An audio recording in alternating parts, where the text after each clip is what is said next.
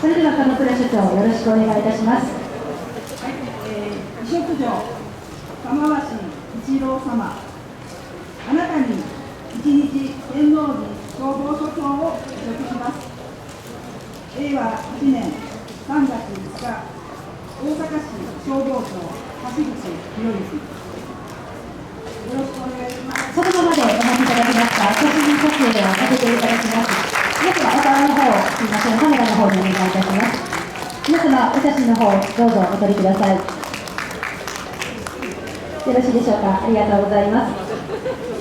委嘱状、玉鷲一郎様、あなたを大阪府天王寺警察署の一日署長に委嘱します。令和8年3月5日、大阪府天王寺警察署長、警視大西信夫。よろしくお願いします。このままでお願いいたします。お顔の方、カメラの方、見ていただけますでしょうか。カメラ持ちの皆様、よろしいでしょうか。ありがとうございます。それでは続きまして、鎌倉署長、大西署長、たすきの方をお願いいたします。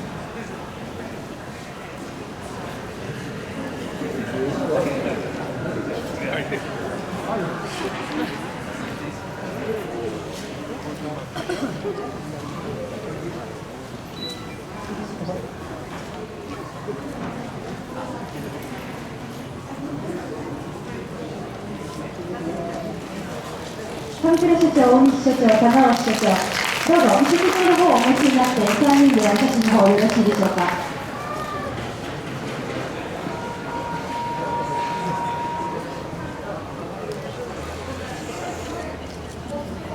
楽しみでありがとうございます。それではカメラをお持ちの方、どうぞお願いいたします。皆様、署長方、カメラの方、見ていただけますでしょうか。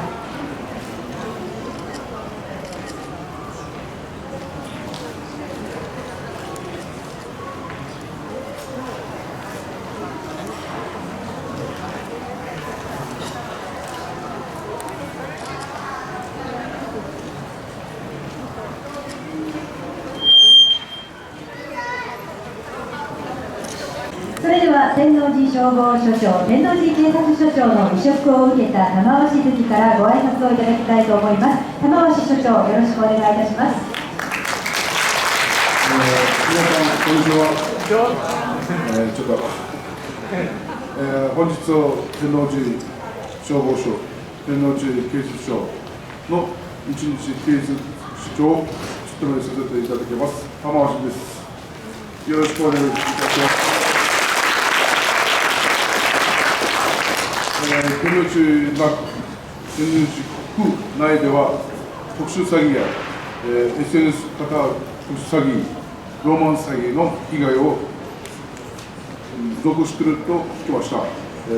また、火事も中心に入り、大阪市内では147件、天王寺内では、天王寺区内では2件と聞きました。自分は大丈夫と思わずに、次は自分が騙されるかもしれない、家が火事になる知らないと思うことで、慎重になり、被害を防げるのではないかなと思います。一言ではなく、自分のこととして考え、今日のイベントがきっかけで詐欺に被害防止、火事にも被害防止つながったら嬉しいと思います。一人でも多くの方が詐欺や火事にも遭わないようにしっかりと呼びかけていきたいと思いますので、ぜひ本日よろしくお願いいたします。心のこもったご挨拶ありがとうございました。ありがとうございます。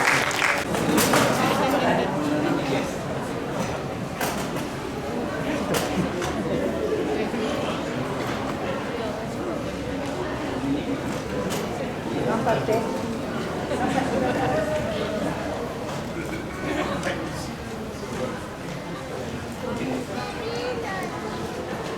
それでは準備の方が整いましたので、丸×クイズの方を始めていきたいと思います。クイズの前に、本日のイベントに駆けつけてくれたスペシャルゲストの皆さんがいらっしゃいますのでご紹介したいと思います。皆様拍手をお願いいたします。まずは大阪府のマスコットキャラクターのモズヤンです。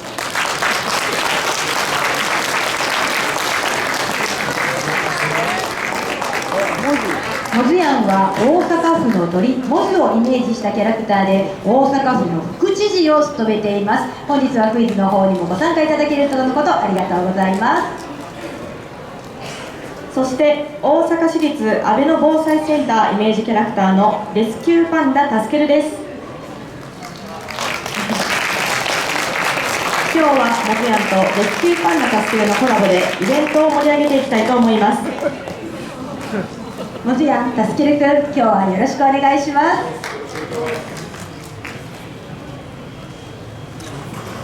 それではここから玉橋所長にご参加いただき、防火防犯にまつわる丸×クイズを天王寺消防署から2問、天王寺警察署から2問出題いたします。皆様も一緒にお考えください。それではまず防火に関するクイズを玉橋関始めさせていただきますのでよろしくお願いいたします。では第1問、令和7年2025年中に大阪市で発生した火災の原因として一番多かったのはタバコ火災である。令和7年大阪市で発生した火災の原因として一番多かったのはタバコ火災である。火災の原因としましては放火や電気火災、調理中の天ぷら油による火災などいろいろありますが、火災が発生していろいろな原因の中で一番多いのはタバコ火災なのでしょうか。では玉橋関、丸か×かの札を上げていただけますか。丸ということで、皆さんよろしいですか。それでは正解は小さくすみません、丸です。正解です。電気タバコの普及や最近の健康意識の増大から減少傾向にありそうですが、実はタバコが原因の火災は平成30年から火災の原因として連続で1位なんです。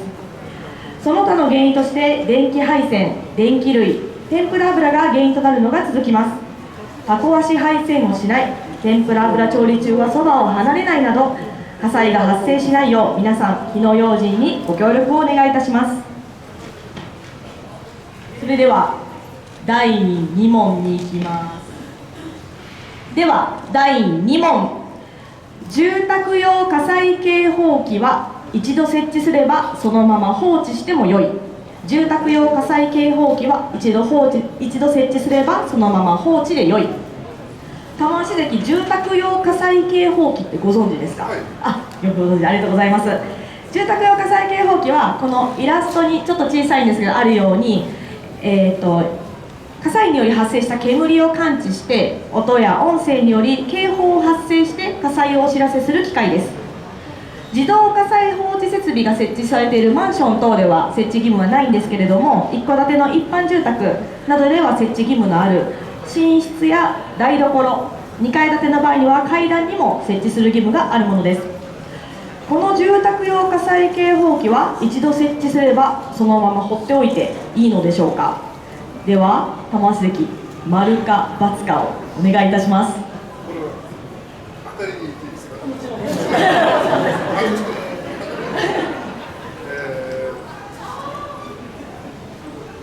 ×。玉橋関、×はなぜですかね。やっぱ1年に1回上げてちゃんとなってるかなってないか確認した方が一番大事です。ありがとうございます。もう正解を言っていただいたようなのですが、では正解は×です。素晴らしいです。もうお答えいただいた内容の通りなんですけれども、やはり維持管理がとても必要なものになっています。で、内蔵のバッテリー自体が10年持つようなものが多いんですけれども、玉橋関からおっしゃっていただいたように定期的に紐を引っ張ったりボタンを押したりすることで定期ができますので、皆様も維持管理の方をよろしくお願いいたします。それではもう全問正解ということでありがとうございます。では防火に関するクイズはちらで終了いたします。次は警察の方にバトンタッチをしたいと思います。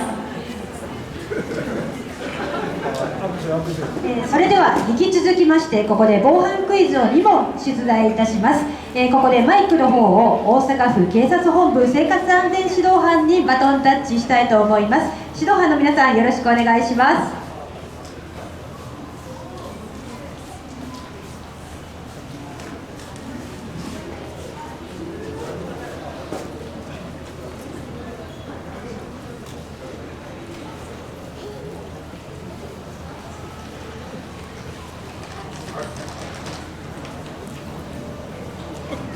お集まりの皆さん、こんにちは。こんにちは。私たちは大阪府警察本部から参りました生活安全指導班と申します。冒頭で大西所長がおっしゃっていたんですけれども、大阪では今特殊詐欺の被害がものすごく多発しているんですね。皆さん、昨年令和7年中その被害件数は約3300件を超えており、その被害額はなんと137億円以上にも上りました。この危機的状況を少しでも脱出するため、今日は玉鷲所長にもご参加していただき、皆さんと一緒にクイズに参加していただきたいと思います。よろしくお願いします。ありがとうございます。では早速クイズに行きたいんですけれども、私実は今日クイズを手伝ってくれる一般の方をお呼びしていたんですが、まだお越しになっていないようですね。いやー、大変やいや、もう皆さんお揃いで騙されますよって言います。私の名前笑うとこですよ。いやね、私大変なことだって、おまわりさんのお手伝い来る言うてたのにちょっと来れなくなったんですわ。すいません、ちょっと急いで行きますね。ちょっと困りますよ、騙されさん。どうしたんですか？何があったんですか？ちょっとお話聞いてくれますか？はい、どうぞ。なんやね、私のこのスマートフォンにアキレス県警の偽の刑事っていう警察官から電話があったんですわ。ほんでマネーロンダリング、資金洗浄っちゅうやつで私なんや疑いがかかってるらしいんですよ。ほんで取り調べするためにテレビ電話する必要がある言われたから、テレビ電話で取り調べしてもらったんですわ。はいはい。そしたらね、いよいよこんなん見せられたわけなんですよ。これ警察手帳らしいですわ。今振り抜き型、うわー、階級や名前も書いてあるんですね。本物そっくり。うわー、すごいでしょ。もうこんなん見せられてね、ほんで私も逮捕されそうになってるらしくて洋服を直していただきます。もう嬉しいわ。接触できるのが一番嬉しいんです。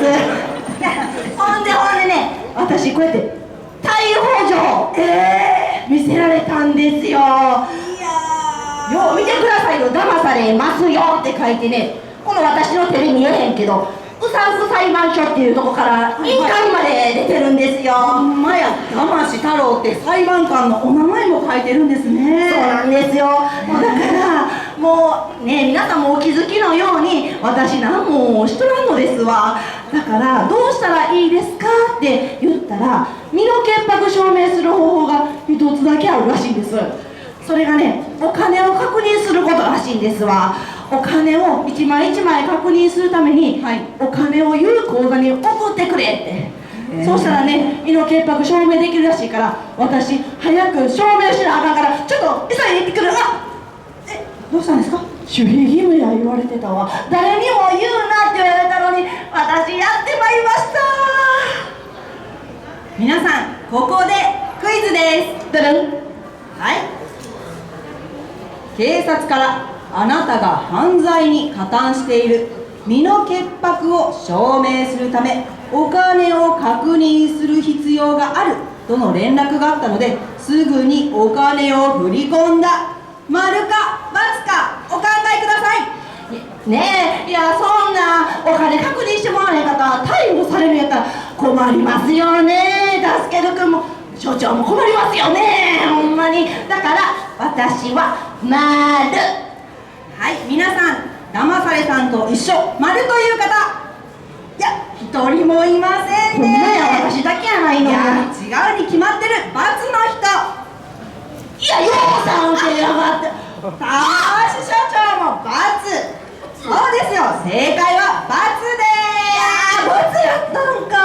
騙されさん、それは今全国でめちゃくちゃ発生している警察官をかたったオレオレ詐欺、偽警察詐欺の手口ですよ。偽警察詐欺。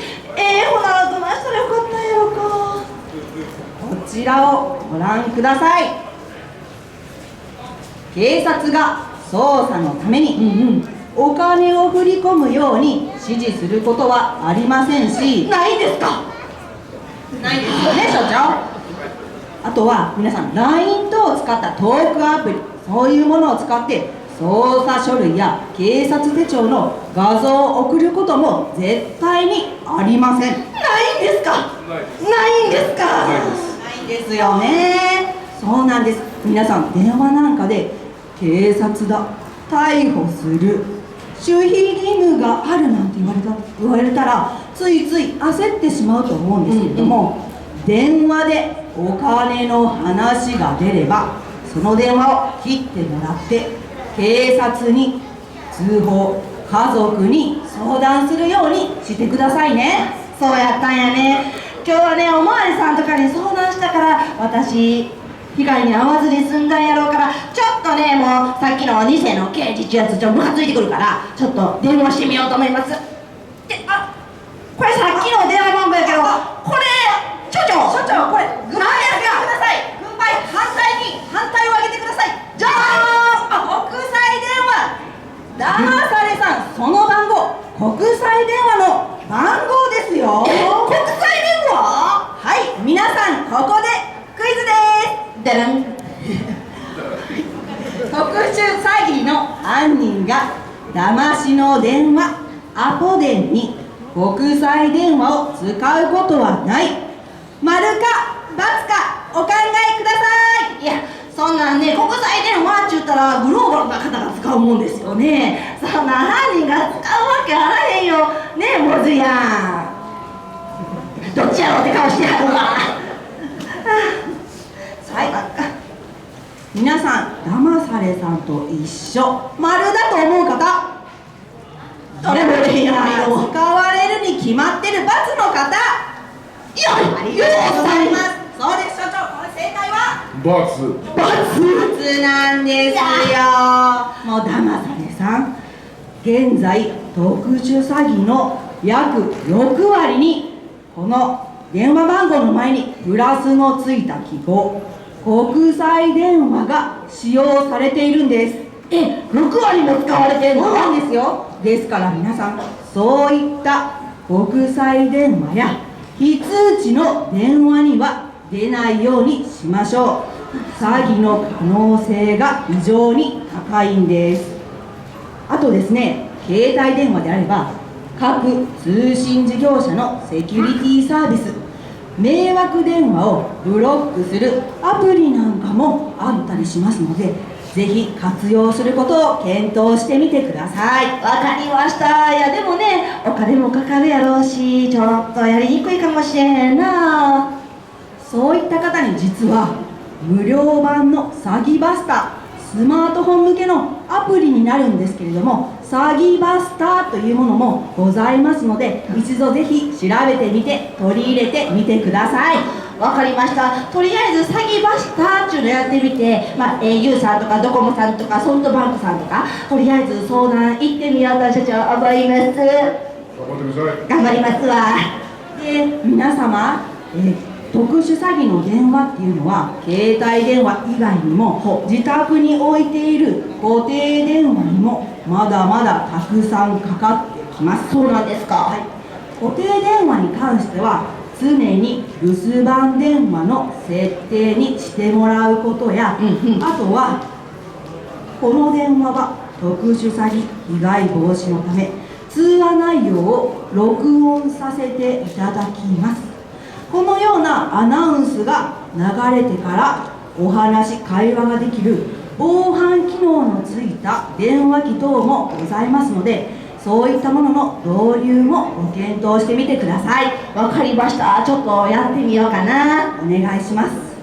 それから固定電話にかかってくる国際電話に関しては、はい、ありがとうございます。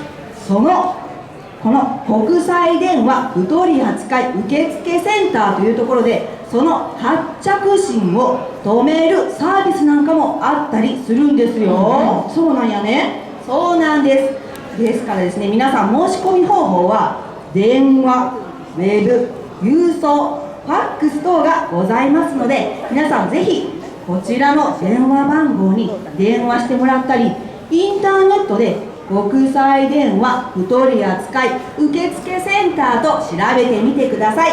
意外と簡単に申し込みができるんですよ。そうなんですか。ほな私一回いつでもどこでもできるウェブでのやり方やってみましょうかね。ぜひお願いします。でもダナサレさん、はい、あなたクイズに2問とも不正解でしたしね。所長、ちょっとまだまだ防犯教室、防犯指導する必要がありますよね。そうです。あるんですか。そうだね。今から天王寺警察署に行って所長から個別指導してもらいましょう。そんなん言って逮捕しはるんでしょ。もう嫌やわ。もうわかりました。ほな私天王寺警察署行きます。皆さんもごきげんよう。はい、ありがとうございます。いってらっしゃい。皆さんいかがでしたでしょうか。今日ですね、聞いていただいたことを参考にしていただきまして、より多くの方に広めてください。みんなで力を合わせて強い町天王寺区を作っていきましょう。それではこれで生活安全指導班の防犯教室を終わらせていただきます。ありがとうございました。所長、ありがとうございました。指導班の皆様ありがとうございました。せっかくですので、指導班の皆様とちょっと玉鷲関とお写真撮らせていただいてもよろしいでしょうか。しばらくお待ちください。もう一度ご不要につき玉瀬松代さん登場していただきます。いいですか、私も。どうぞ。玉瀬関よろしいですか。すいません、じゃあちょっとお写真の方よろしいでしょうか。カメラをお持ちの方、あとお写真の方お願いいたします。美人に写してくださいよ。ちゃんと顔色いいですか。松代さんよろしいですか。はい、じゃあお願いいたします。はい、チーズ撮ります。ありがとうございます。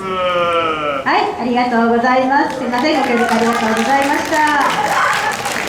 指導班の皆さん、本日はどうもありがとうございました。ありがとうございました。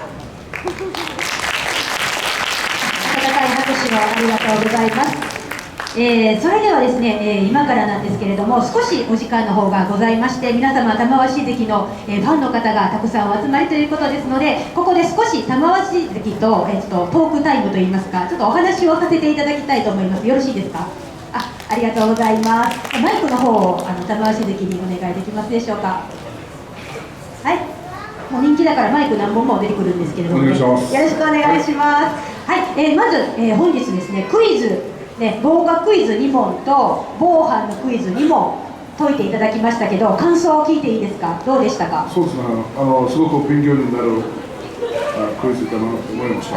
ありがとうございます。もう人気力士の玉鷲関から、防火防犯のクイズ参加していただくことで皆さんの意識も向上したんじゃないでしょうか。で、ここでですね、ちょっと防火防犯とは関係がないんですけれども、皆様多分一番お聞きになりたいことをちょっと察しましてお話を進めていきたいと思います。はい、まず玉鷲関といえば、趣味ありますよね。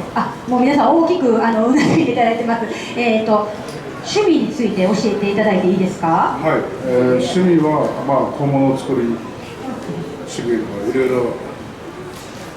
ありがとうございます。一応インターネットで私も事前学習させていただきまして、刺繍とかスイーツ作りとかすごく繊細なご趣味をお持ちなんですよね。はい。で場所前とか場所中とかになんかそういった裁縫とかもされてるっていうことなんですけれども、今回大阪春場所が間もなく始まるんですが、今何か取り組んでいらっしゃる作品とかございますか？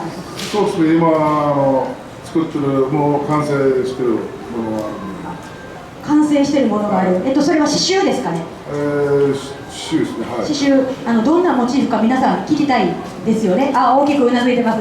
どういったことをモチーフにされてるんですか？蝶々、刺繍で蝶々を作って。蝶々。はい。それ、はい。ただの3D の蝶々。ちゃんとこの形がある蝶々。私インターネットで玉鷲関の作品見させていただいたんですが、たくさんお花とかを平面でね、いろんな色を使って色とりどりの刺繍されてたかと思うんですけれども、 3D っていうことは立体的な刺繍ということですかね。もう本当に飛べるぐらいのそうです。それって何か見せていただくことってできるんですか？写真ちっちゃいんで、スマートフォンに作品を皆さんね多分見たいと思うんですけれども、こうやってちょっと見るのもあれなので、ちょっと私代わりに見させていただきまして感想をお伝えしますね。見させていただいてよろしいですか？もちろんとタスケル君も見させてもらいましょうかね。はい、すごい。ちょっとお見せしても大丈夫ですか？はい、ちょっともうちょっとね、もうここ皆さんの覗き込んでというところで、なんか蝶々見えますか？これ蝶々なんですけれどもね、立体です。影がついてます。刺繍ってこんな立体にできるんですか？はい、いろんな技があって、はい、それも楽しみで。すごい。これもはやもうプロの域ですよね。見えますか？近くの方、ちょっとラッキー、遠くの方ね、ちょっとまた生でも後で私捕まえていただいたらこういった作品でしたよって言いますので、ありがとうございます。貴重な作品を見せていただきました。子供にあげようかなと思って。玉鷲関のお子さんに蝶々をなんかモチーフにした理由って何かあるんですか？この選んだ蝶々はこの間家でなんていうの、一番最初虫なんていうの。青虫ですか？青虫から蝶々になって。お子さんと一緒に青虫を育ててるっていうか見てて、成長を見ててアゲハチョウになった。寒い時期に蝶々になったんで、ちょうど出したらすぐ死んだんだなと思って。それを作品にお父様が残されたっていうことですね。もうどうですか、このエピソード。素晴らしい。温かい皆様、拍手をお願いいたします。ありがとうございます。もう玉鷲関の人柄が非常ににじみ出たエピソードでございました。ありがとうございました。はい、それでは、ここで玉鷲関に、玉鷲所長ですね、失礼いたしました。玉鷲所長に防犯の力強い宣言の方をいただきたいと思うんですが、よろしいでしょうか？短いので大丈夫、ショートバージョンで大丈夫です。はい、それでは、玉鷲所長よろしくお願いいたします。恥ずかしい。ストップ、防火、ストップ、特殊詐欺、安心安全、天王寺区、よろしくお願いします。ありがとうございます。ストップまでが出ました。ありがとうございます。アシステントで。ありがとうございます。玉鷲所長、本日はどうもありがとうございます。